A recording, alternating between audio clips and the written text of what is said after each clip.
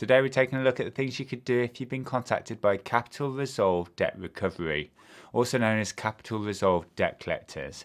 We're getting all of this information straight from my article on MoneyNerd.co.uk. It's got all of the information that we need here. So yeah, let's get into it. So just to be clear, I'm not a financial advisor. I don't give financial advice. I'm just making sure that you have access to the information that you need so you can make an informed decision. Now, you've probably received a letter from Capital Resolve Debt Recovery or even had them knocking at your door. When I had debt collectors chasing me back in 2010, it caused me a lot of stress and anxiety, and to be honest, plenty of sleepless nights. But since then, I've worked in the credit card industry for over 10 years, and I'm happy to say I've been able to use the information that's contained in this video to become debt-free. So today, I'd like to answer 5 frequently asked questions, like, are Capital Resolve even legitimate? How to reduce your repayment amounts, how to stop Capital Resolve debt collectors from contacting you, what happens if you ignore them, and what they're not allowed to do when they're collecting your debt. So question number 1 is, are Capital Resolve Debt Recovery legitimate? Well, if you've received a letter from them in the post, this is probably your first question. If you don't recognise the company name, it might be that they've purchased your debt or they're a debt collector collecting on behalf of another company. I can confirm that that Capital Resolve Debt Recovery is a UK registered company, and whilst there are a bunch of scams out there when it comes to debt collectors, I'm afraid this is unlikely to be a scam. However, you should never pay unless you're certain that the debt is yours. You're well within your rights to ask Capital Resolve to provide proof that the debt is yours. And I have a free letter template that you can confirm that the debt is yours and confirm exactly how much you owe. If you want to check out that letter template, I'll link it in the description below. Okay, question number 2. What happens if you ignore Capital Resolve Debt Recovery? Well, if you ignore debt collectors, your problem could escalate and become very serious. Capital Resolve does have the right to take court action against you, and if you were to ignore court letters, you could end up with a county court judgment. This can have a major impact on your credit score and your chances of borrowing money in the future. If you do get a CCJ and you still don't pay, this could ultimately resolve in bailiffs coming to your home to take your valuable items or your car. There's a big difference between having a debt collector like Capital Resolve chasing you and having bailiffs come to your home. So I can't urge you enough that now's the time to take action on your debts while there's still options available to you. So please don't ignore them, and we'll get to what you should do later in this video.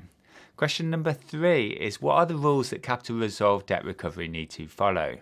Despite being legally appointed to collect your debt or outright owning your debt, there's several things that Capital Resolve debt collectors can't do when it comes to collecting debts. Knowing what Capital Resolve can and can't do will make you feel a lot more comfortable and confident when dealing with them. So here's the things they're legally not allowed to do. They're not allowed to visit your place of work without you giving them specific permission to do so. Before this rule was in place, some debt collectors would show up while you're working and try and make things awkward for you as a way of pressuring you into paying. And on a similar note, they're not allowed to speak to neighbours, friends or family about your debt. Again, this is to stop them trying to embarrass you or shame you into paying your debt. Now, Capital Resolve can't contact you or visit your home at unreasonable times of the day. For phone calls, most people would agree that calls before 8 AM are too early and calls after 9 PM are too late. But your circumstances might be different, for example, if you work night shifts. If you can't take calls during these times, then tell them they should keep a record of this and avoid calling you during these times. And by the way, for home visits, the regulations say that debt collectors need to clearly explain the purpose and the intended outcome of the proposed visit, and they need to give you adequate notice of the date and the likely time of the visit. You're well within your rights to complain if they keep calling you or visiting your homes at times that you've told them to avoid. Next, it's also good to know they're not allowed to act in a threatening or intimidating way. Also, they should never pressurise you into paying larger instalments than you can afford or hitting payment deadlines that are impossible. The regulations also say that they're not allowed to pressure you into selling your home or to take out more credit to pay your debts. Also, it's good to know that debt collectors can't pretend to be bailiffs or enforcement agents. Unlike bailiffs, debt collectors can't force their way into your house, and they can't refuse to leave if you ask them to. And they're certainly not allowed to take any of your belongings or clamp your car.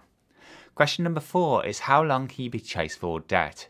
Well, under the Limitation Act of 1980, a creditor has 6 years to chase most unsecured unpaid debts, or 12 years for some mortgage debts.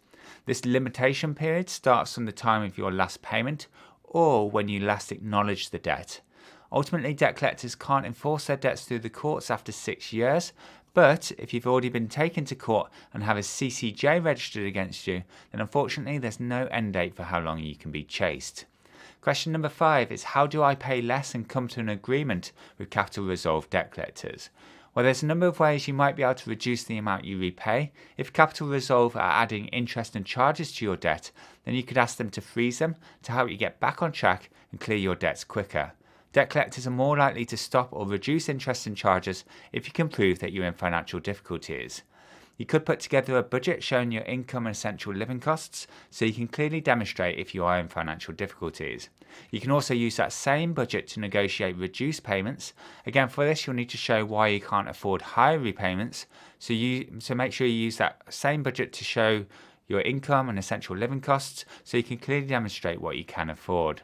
Sometimes debt collectors will only agree to reduce payments for a short period of time, and then they'll want a review of your situation.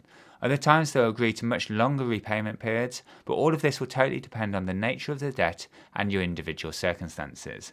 If you have the cash, you could make a full and final settlement offer. This is where you ask them if they'll let you pay a lump sum instead of the full balance. And in return for that lump sum, some debt collectors will agree to write off the remainder of the debt. These are not the only debt options that are available in the UK. There's actually a bunch more.